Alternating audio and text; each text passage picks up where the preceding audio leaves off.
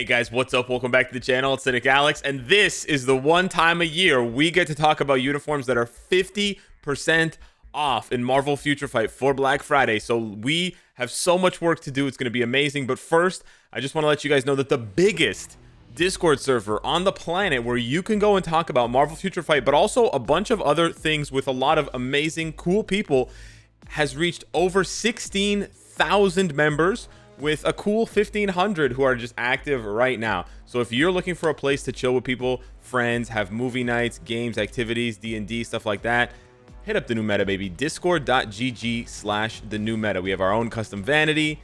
It's a great time, and now's the best time ever to join, in my opinion, because it's getting bigger, it's getting more popping, and it's only gonna go up from there. So anyways, that was my personal sponsor on today's video. Now let's get into the tier list. This is the one and only Black Friday 50% off must-buy uniform tier list. We have PvE gods, support legends, PvP gods, legendary battle rewards, buyer beware, ooh spooky, and cannot buy now. So we'll go through the cannot buy now very quickly, just so that everyone knows, because inevitably we will get these questions from people.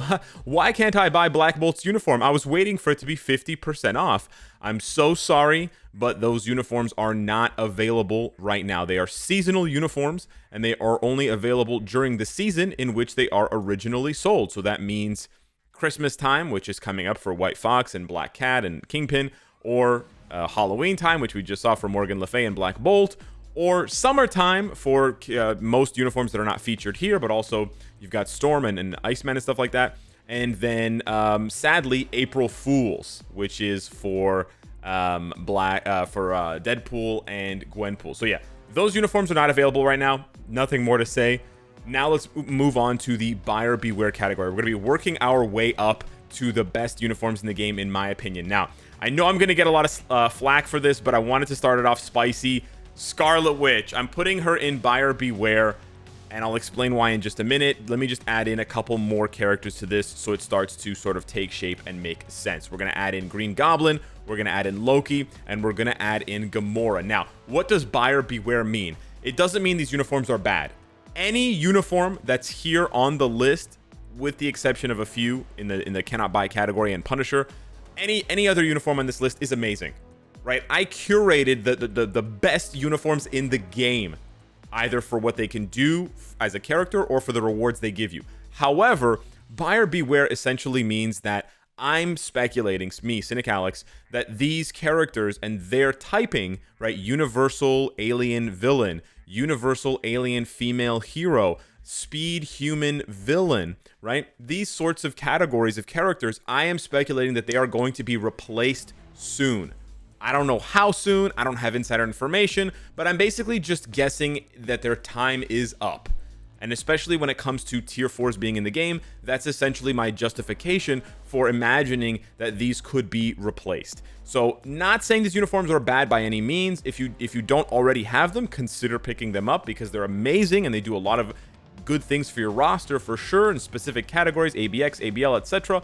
But just buyer beware that these uniforms may not be in the meta in 6 months if we get, you know, a big upgrade for some of these other characters who are basically looking to make that next jump to tier 4. And especially when it comes to native tier 2s, we know they're going to have to wait a little bit longer to make them tier 4, because they're even more expensive than regular tier 4s that are already super expensive. So that's basically the issue with these characters here. With Colossus, I think players have basically just moved on from him. I see him less and less in PvP. I know you can still run some cheesy combos with double support, and you can play on manual to get some good kills, which is definitely a strategy. I'm not going to knock that strategy, but I just think that the days of like auto buying every Colossus uniform are over, and auto suggesting, like, you know, I used to suggest to every new player in 2019 and 2020 when Colossus was hot, I'd be like, do you have Colossus uniform? Pick it up. It's an amazing support. It's still a good support, but it's just that now you can easily get one shot by Hulk in PvP, even with Colossus and another support, even with Colossus and Shuri support, which is like doubly against supervillains. So yeah, unfortunately, that's kind of the issue for Colossus here. I'm going to throw all 3 of the light serious armors. Now, I know I featured all of them in the good support your optional uniform category in the video yesterday, and that's still true. The reason why I'm putting them here is not because they're bad. I mean, all of them are kind of out of the meta. They will return to the meta eventually. That's why I'm basically putting them in Buyer Beware. They're a more amplified version of like Scarlet Witch and Green Goblin. They're not as strong. They're not as useful to your roster at this point as these characters are. And they have a very high likelihood of being replaced by themselves. Like just getting newer, better uniforms that replace these here. And they get a new uniform about once a year. You know, it's starting to get a little bit longer than once a year, but they're sort of, in 6 months, they'll be overdue for a new uniform. So be very careful buying these uniforms now if you want those characters to produce. And then I'm just going to put Punisher here because he sucks. I'm mad at the devs for how they treated Punisher. He should definitely be better as a brand new character, and he's not. Okay, moving on to Legendary Battle Rewards. This is very straightforward. It's essentially uniforms that you're not buying for their production. You're buying these uniforms because you can trade. Essentially, you're trading the crystals for one of the Legendary Battle Rewards. And I'm trying to rank them in terms of the value of the reward that the uniform will give you that is tied to the Legendary Battle. So for example, you buy the Shang-Chi Legendary Battle, you get Shang-Chi's uniform to Heroic or Mythic, and you get a CTP of Judgment. So that's a way for you to get a CTP of Judgment for under 3,000 crystals, guaranteed. Now sure, you could gamble and get it for even cheaper, or you could end up paying 7,000 crystals like some people do when they have to go all the way to the pity. So I'm not saying that this is necessarily the best use of your crystals, but this is certainly a way for you to minimize the RNG, especially for players who don't like gambling, right? In Hella's case, you can trade the 700 or 800 crystals for a CTP of energy. Very good. These three right here are very, very good deals because you don't have to buy a Legendary Battle. Legendary Battle is already free. Now, as far as Loki and Thor go for those premium cards, you could equip those for now if you don't have any premium cards, but long term, you don't want to use those premium cards. You don't want to craft them, right? The Iron Man premium card that you get is the only one that you would consider crafting out of the three that you can get from Legendary Battles, only if you're into PvP.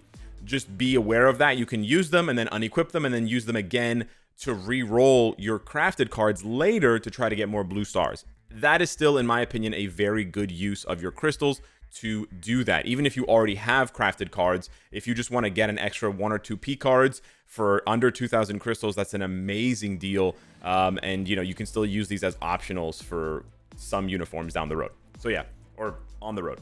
Now we come to PvP gods. The name of it is pretty self-explanatory. These are basically the best PvP characters in the game. We have Thanos, we have Adam Warlock, who I will go into a little bit more depth because he's generally speaking more expensive. We have Hulk, we have Carnage, we have Emma Frost, and then we have Spider-Man and America Chavez. Now, I'm actually going to put America Chavez ahead of Spider-Man, but here's where we have to go into a little bit more depth. So as far as the PvP goes, it's a very tight race. PvP is not a huge pool of characters that you can choose from. So generally speaking, I suggest having one, aim for 2, and then if you have 3 or more characters on this list, then you're pretty comfortable, because at any given week, Thanos could be banned, or Hulk could be banned, or Adam could be banned, or Carnage could be banned. So if you only have 1 or 2 of these characters, you're really banking on them not getting banned, and whenever they do get banned, you're just going to have a really hard time in PvP. However, here's the problem with PvP. All it takes is one character coming out and being amazing to make most or possibly all of these characters quote-unquote obsolete. If Sentry gets a new uniform, kiss all these characters goodbye. If Jean Grey gets a new uniform and maybe a tier 4, you can kiss all these characters goodbye. So you can sort of see where I'm coming from here as far as recommending these as must-buy uniforms. They are definitely at the top of the meta right now for PvP, yes. However, it's a precarious situation, and especially when it comes to Adam, he's so expensive, so many crystals to pump into it. I know a lot of people are guessing he's going to get a tier 4 for Guardians of the Galaxy 3. Shout out to Leo. I don't think that's going to happen. I genuinely think that's not going to happen. It's way too soon for such a massive power creep for him. So for those of you buying it, hoping to see that, I just want you to know that it's a bit of a risk. But yes, these are the PvP gods. Just keep in mind, Adam needs his artifact. Carnage needs his artifact 100%, and so does Emma Frost, and arguably so does Spider-Man. Really, the only characters on this list who can perform their functions with, 80%, 90% efficiency without their artifacts are Thanos, Hulk, and America Chavez. Thanos especially doesn't really need his artifact at all for PvP, but the rest of them that I named, besides Hulk and Chavez, they absolutely need the artifact for PvP. So keep that in mind as well. Although I'm saying these are must-buy uniforms, you must pair it with the artifact. Emma Frost is going to do almost nothing for you in PvP if you do not have her artifact. And even then, she's top 5, but she's number 5, to be clear on that. So yeah, that sort of rounds it out for PvP gods. Second to last, but second most important category here now is the support legends. These are characters with insanely good support value, tied to their passives and tied to their newest uniforms. So a great example of this is Sif,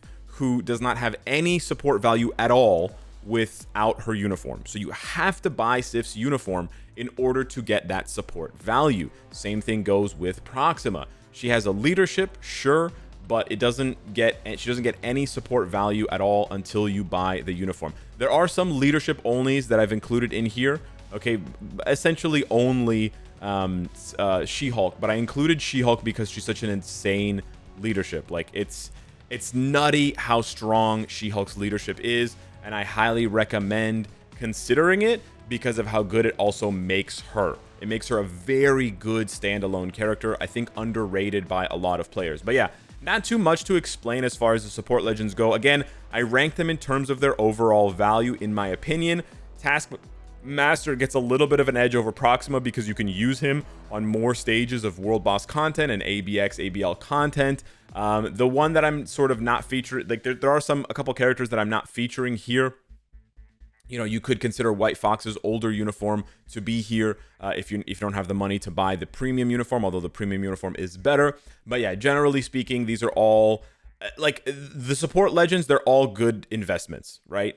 Wong, I would say, is the only one that's a little bit conditional because he only applies to very specific characters like Doctor Strange, Adam Warlock, Dormammu, Doctor Doom, who have the magic tag. It's a smaller group of characters. So Wong is the one that I would maybe say do a little bit more research on. But adding any of these other characters to your roster, assuming you have Wave, you're not just like buying her uniform, but you haven't unlocked her heroic quest, they're gonna, you know, I always use these characters, right? It doesn't matter what happens in the game. It doesn't matter what sort of changeover there is and who becomes new meta. I'm always going to be using these characters, right? I'm always going to be using these supports. The only way that these supports are going to not be useful anymore is if we get newer and better supports, right? It's not just that we get newer supports. They have to be better than these ones to even be considered. And even then, it's going to be a value judgment of like, well, you know, which one, you know, how much do I want to spend for that small amount of an increase? The one character I would say I'm missing from support legends is Riri Williams. So there we go. We added Riri Williams to the list, and now we come to the grand finale, the PvE gods. No surprise here. All of the tier 4s essentially are featured besides Black Bolt, Storm, and Hulk and Carnage. The first two because they're unavailable right now, and the last two because they perform better generally in PvP. Now, it is going to be a little controversial with the way I'm going to be ranking these uniforms for these characters, but this is essentially where I see the value of these characters sort of panning out at this point in time. There's a little bit of leeway, of course. You can disagree with me, absolutely, but this is basically what I see for the ranking here. We have Iron Man number 1, then we have Namor, Thor, Black Widow, Blue Dragon, Moon Knight, Venom, Cap, and then Doctor Strange. Now, something to consider about buying these uniforms. I've said it in lots of other videos, but it begs repeating. Tier 3 versus Tier 4 makes a massive difference. So for that, you're going to have to refer to other videos to double check the research to know which is which. Because, for example, I can do a quick little, you know, game here with all of these, but besides Doctor Strange, he's the one exception who's not tier 4, but just amazing. For example, Iron Man loses a lot of value if you're not going to tier 4 him. He's not that strong at tier 3 level 80 compared to some other characters, right? He's strong, but he definitely gets a lot of buff from his tier 4. So strongly consider, you know, are you going to spend the crystals now for this uniform if it's still going to take you 6 months to tier 4 Iron Man? Maybe that's not the best use of your crystals. You're only saving about 100 crystals now or 125 crystals now. And if it's 6 months down the road or even longer, he could get replaced by that time. I'm not saying I know he will or whatever, but he could.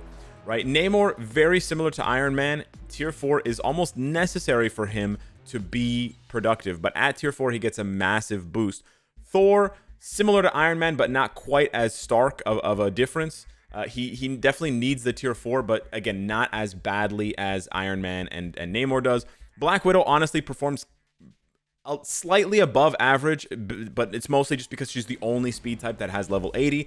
But generally speaking, she also needs tier 4. You're sort of seeing a pattern here. Blue Dragon 100% needs the tier 4. Do not even bother buying this uniform if you don't intend to take her to tier 4, because there's no point for PvE or PvP. Moon Knight, he's good at level 80. He's good for maybe ABX if you need him, and maybe ABL. The tier 4 does absolutely help for sure. But really, it isn't until you get to Venom and Captain America where the tier 4 is not needed. The tier 4 is not needed for Venom and Captain America. It's still good, but you can still have a very strong character at level 70 and at level 80. Same thing goes for both Hulk and Carnage and Black Bolt and Storm. So yeah, it's a bit confusing, but essentially Iron Man to Moon Knight sort of all need their tier 4. And then Venom, Cap, Hulk, Carnage, Black Bolt, and Storm can still be very good without their tier 4.